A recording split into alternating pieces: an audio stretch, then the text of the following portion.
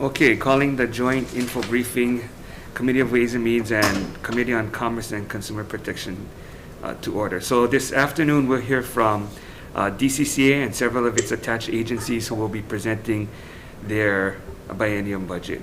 Good afternoon. Good afternoon. Aloha and Happy New Year. Chair De La Cruz, Vice Chair Keith Agaran, Chair Baker, Vice Chair Chang, and members of the Senate Committee on Ways and Means and Senate Committee on Commerce and Consumer Protection. My name is Catherine Awakuni Colon. I'm the Director of the Department of Commerce and Consumer Affairs, and I appreciate this opportunity to discuss the department's fiscal year 2022 and 2023 budget with the members of the committees. We appreciate your help in looking at our budget and our department's programs, and we have a number of individuals. I'll just quickly run through the list for you so you know who we have on hand to help me in taking questions. Hi, Senator Favela. So we have a number of folks joining from the department on the virtual call. First, from the Director's Office, I'm joined by Deputy Director Joanne Uchida Takeuchi, Natalia Chan, our department's Legislative Coordinator and Government Affairs Attorney, Patrick Chen, the department's Personnel Officer. From our Administrative Services Office, Dean Hazama, our Business Management Officer. From the Office of Administrative Hearings, Craig Uehara, Senior Hearings Officer. Bob Hiltner, the Manager of the department's Information Systems and Communications Office. Dave Shack, the department's Network Administrator. From CCA 102, Cable Television Division, Jisuk Lisa Kim, Cable Administrator. Also from CCA 102, Cable Television Division, Glenn Chalk, Cable Program Specialist. From CCA 103, Division of Consumer Advocacy, Dean Nishina, Consumer Advocate. From CCA 104, Division of Financial Institutions, Iris Ikeda, Financial Institutions Commissioner. From CCA 105, Professional and Vocational Licensing Division, our new licensing administrator, Alani Kyogi, is unable to attend. She's presently staffing the Hawaii Medical Board meeting that's taking place at the same time. So in her stead are three people. From that same division, Charlene Oshiro, Program Analyst, Doreen Eddy, and Neil Fujitani, the Real Estate Branch Chief. From CCA 106, Insurance Division, Colin Hayashida, Insurance Commissioner. Also from that division, Jerry Bump, Insurance Program Specialist. From CCA 110, Office of the Consumer Protection, Stephen Levins, the Executive Director. From CCA 111, Business Registrations and Securities Regulation, Tai Nohara, the Securities Commissioner. Joining her is Cheryl Pang, a Program Specialist. From CCA 112, Regulated Industries Complaints Office, Esther Brown, the Complaints and Enforcement Officer. And then from the PUC, which is administratively attached to the department, is Jay Griffin, the Chair of the PUC. So pursuant to your written instructions, I'll address the 4 questions that you had asked. You can be brief though. Yeah, I'll be brief, and I definitely won't read our testimony, which I know that you are very careful to read ahead of time. So our mission of the department is to protect Hawaii's consumers and service its business community with respect and fairness, with interest to both. Consumer protection really is that aspect that weaves throughout the entire department, and our customers vary from those businesses and professionals that we regulate to everyday consumers represented by OCP and DCA, for example. Question number 2, number of vacancies. So as of the end of the year, across the entire department, we had 77 vacancies out of the 545 established positions, which includes the PUC. So if you break down that 77 vacancies, it would be between 68 vacancies in DCCA proper and 9 vacancies in the PUC.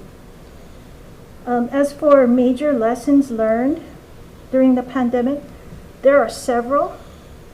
From a policy perspective, we know that whenever there is an economic downturn, there's a corresponding increase in scams and attempted abuse of consumers, and we know that bad actors will tailor their behavior to whatever emergency is happening at the time. So last time it was kind of mortgage fraud and those kinds of things. Now we're seeing people saying, we can provide you with either access to vaccines early or investment in vaccines and those kinds of things. Lots of scams related to pandemic issues, and we anticipate there will be more. This means that we need to conduct more outreach, we need to assist with more enforcement action, and we need to review constantly review our laws and rules to ensure that we can take immediate action to limit or stop the harm to consumers.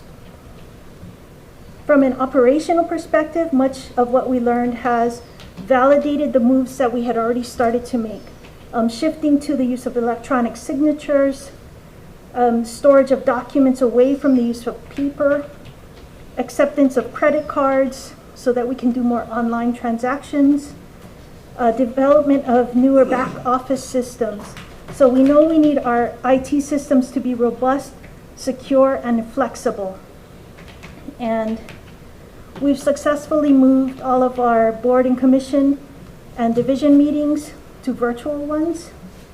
For PVL, it's 25 boards administratively attached to them, so it's a significant number of volunteers that PVL had to train in order to do these kinds of things.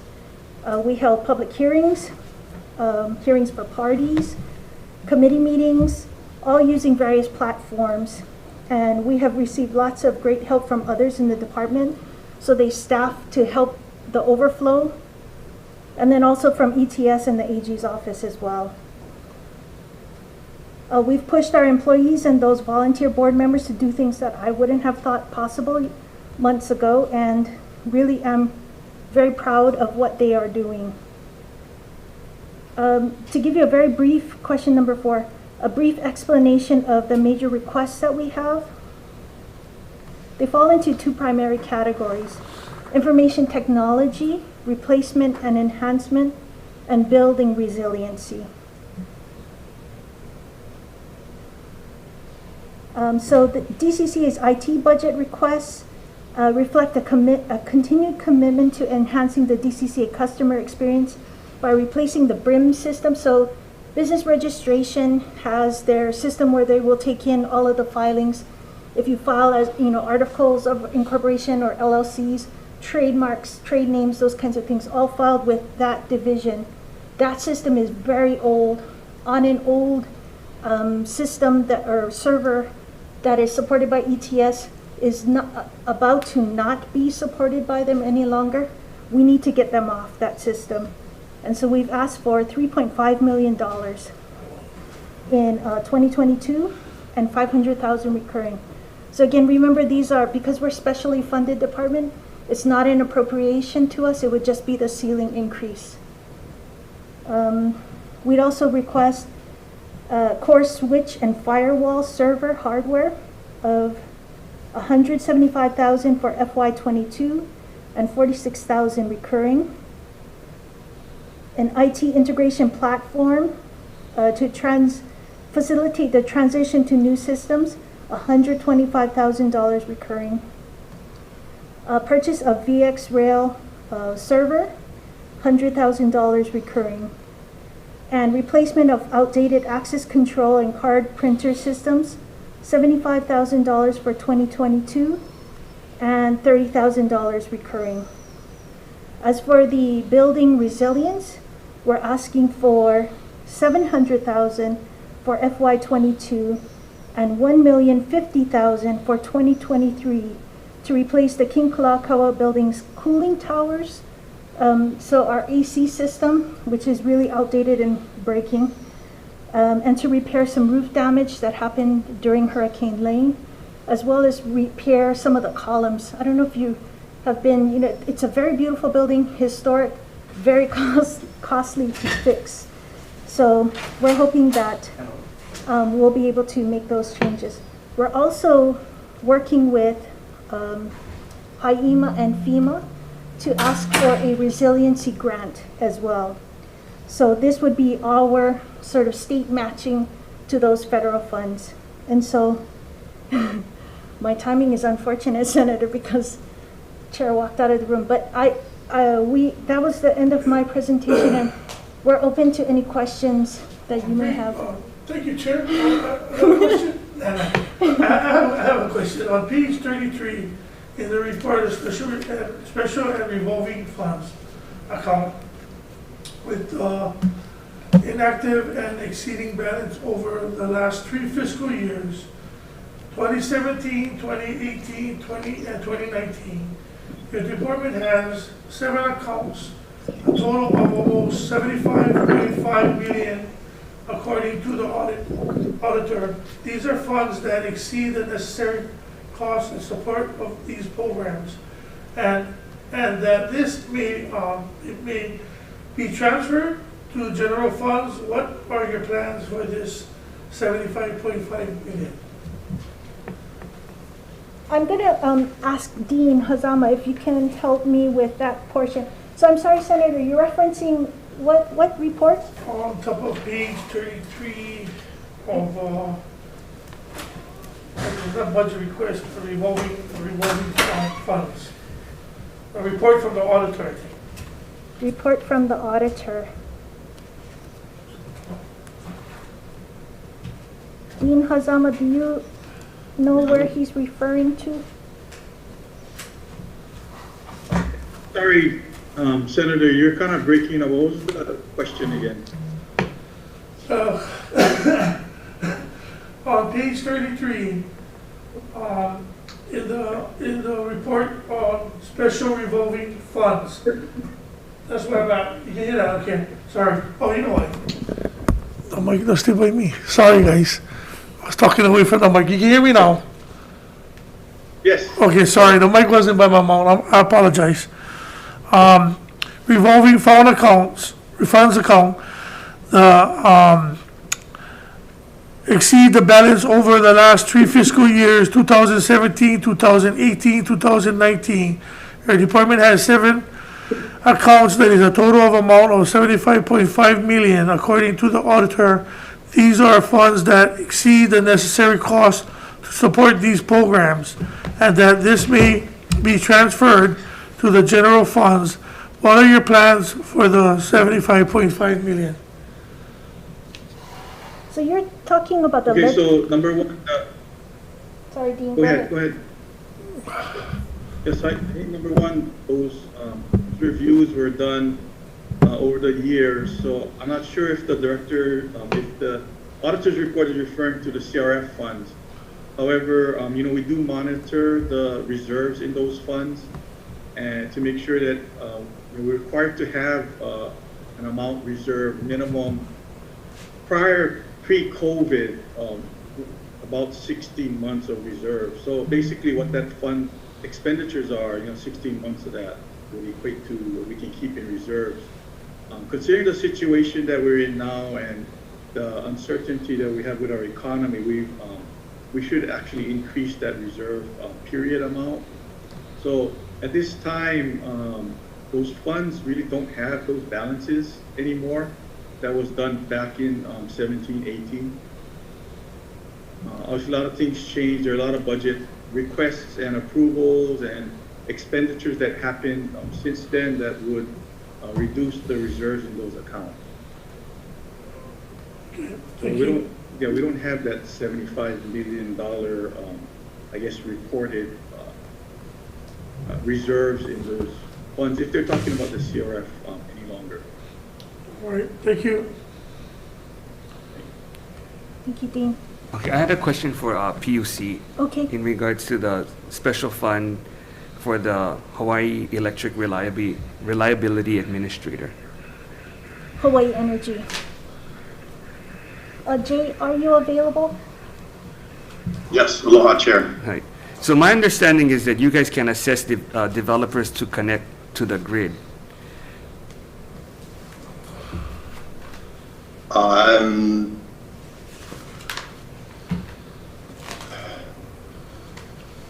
Well, I think We can assess, I think that, well, the question is, would that assessment go to the utility and pass through to us? I think, the reason I'm hesitating, whether we can directly assess would be something I would have to double check with our staff. I mean, we have an assessment, our special fund is funded through an assessment on utility revenues. But not, it's not targeted to a particular customer class. Okay, well, if you can review the statute 269-142, because it actually talks about that you shall have jurisdiction over some of these matters. And then- I'm sorry, I understand, that is talking about the electric reliability administrator. So, correct, that was set in statute a while back to fund that program as anticipated as a reliability oversight for the utility. Okay, because I know you're concerned about renewable projects being delayed in interconnection, but you aren't using your other statutes to make sure that that occurs. Senator, you're very correct that we are concerned about the delays and the interconnection process. I think what we've been trying to do is use our general oversight and specific oversight in the projects or the procurement processes and programs. So we have been exercising our oversight, but we have not used these funds to tap the financing, to tap that assessment. Why not? Because I think we're sensitive to one, adding another fee onto the bill, and two, I think we're trying to use our existing authorities. We have cited the reliability oversight in this section of statute. Those do not necessarily entail costs. We're trying to monitor the interconnection process and identify process improvements. Okay, so either way, the developer is paying, which is going to pass on cost to the consumer, or you're going to assess the fee, which is going to pass on cost to the consumer. So I'm not sure how you're going to. Correct. You're either choosing. It's either. I don't understand. What's going to be fast if the consumer is ultimately paying? What's going to be faster so that we can get this moving? I think what will be fastest is, one, it's known for all parties, including utilities, developers. There's urgency for bringing these projects online, and we all continue to work together to realize those goals. Okay. I think the commission was concerned when we were caught by surprise by a 10-month to 12-month delay for a lot of these projects. So we've been trying to work with the various stakeholders to make that time back up again. Okay, and how do you know that the developer is actually going to pass on costs? What if that's just something that they're going to eat as part of their business expense because you haven't even begun to assess the costs? Well, I think we're talking about two different costs here. One, the utility assesses an interconnection cost to build the facilities to interconnect their project. So those costs go to paying the engineering and the actual construction of the facilities. These are substations, these are overhead lines. These are to directly interconnect those projects. This section of statute is talking about an additional, that those costs are going to be incurred. There's just costs that we need to directly physically connect those projects. This section of statute is talking about something that the commission would assess above and beyond that. So you already have, why wait? I don't understand, because you don't want to take certain actions, but then you have a 10-month delay. You're upset or concerned about these delays, but yet you don't take actions with the powers that you have to expedite it. I think we're trying to take power. We've been taking action with all of our other statutory authorities before trying to incur additional assessment. But why even have this in your statute if you're not going to use it?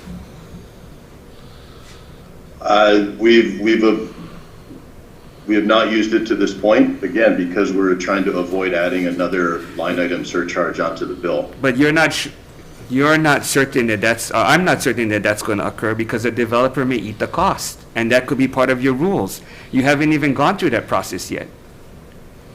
I think we're talking about two different costs here. One is the physical cost of the interconnection, and another would be the cost contemplated here to hire additional staff, hire an additional, it is contemplated as possibly a different authority. So we've been trying to meet those goals without going that next step of adding additional costs onto utility bills. But the developer already has a firm PPA price. I mean, I don't know, I don't understand how that's going to change the cost to the consumer if they already have a committed firm price. Because the fee contemplated in this section of statute would be in addition to all those costs for interconnecting projects. It would be an additional line item added to the bill, probably akin to what you see for the public Okay. benefits fee administrator. It's just, I'm not sure that that's the outcome that's actually going to occur because you haven't even tried to use that part of the statute. So you have a lot of assumptions without flushing this out and even trying to Senator, implement what I part want of to it. be clear about here is we were very concerned about the interconnection delays. Well, We've had not two- concerned enough to delay using this part of the statute. I think we've been trying to use all the authorities available to us short of adding additional assessment onto utility bills.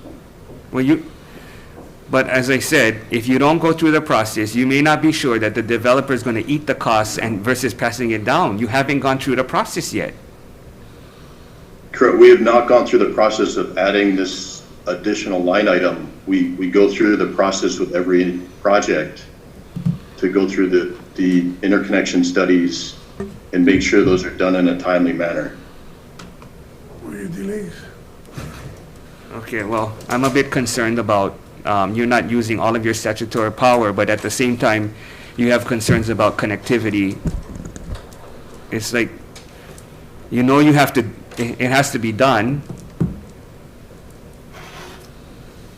Senator, would it help if we could offer you an additional written explanation to try and distinguish the difference here between interconnection studies assessed to developers, the costs that are assessed as part of their project, and then what this section of statute has authorized the commission to set up a different reliability administrator? I mean, we're looking to you guys to come up with a way to solve some of these problems instead of just kicking the can down the road. Understood, and what you have is my commitment that we have urgency to bring these projects online. That's why we've held several public meetings with Hawai'i Electric and the developer community to try and bring everyone in alignment to bring them online sooner. Okay, but there has to be a sense of urgency to get more renewables on the grid. Understood, Senator. We have a lot of urgency about that. I mean, if not, we're continually depending on just fossil fuels and coal. And I'm not, yet you have these statutory powers. The governor has a goal of 2045. It's moving way too slow. And it would be one thing if you didn't have these tools and you're not moving, but you have the tools and you're not moving. Senator, I'd be happy to explain the different means that we have tried to bring the projects on sooner.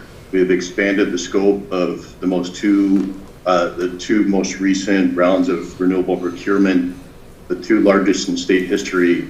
Both at the time, they were some of the largest in the utility industry. We've continued to press that those projects come online. We agree completely that there's urgency, these bring cost savings.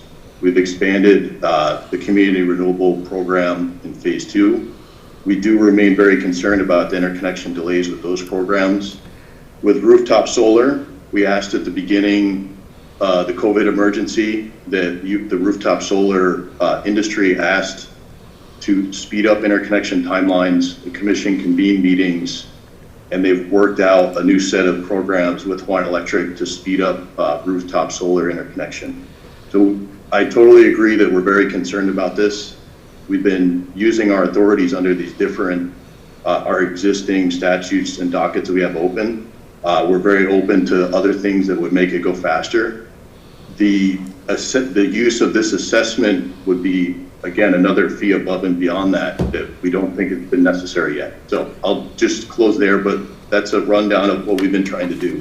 Okay, but you guys have to weigh the opportunities and the costs of, are we delaying creating jobs? Are we delaying connecting renewable energy much faster?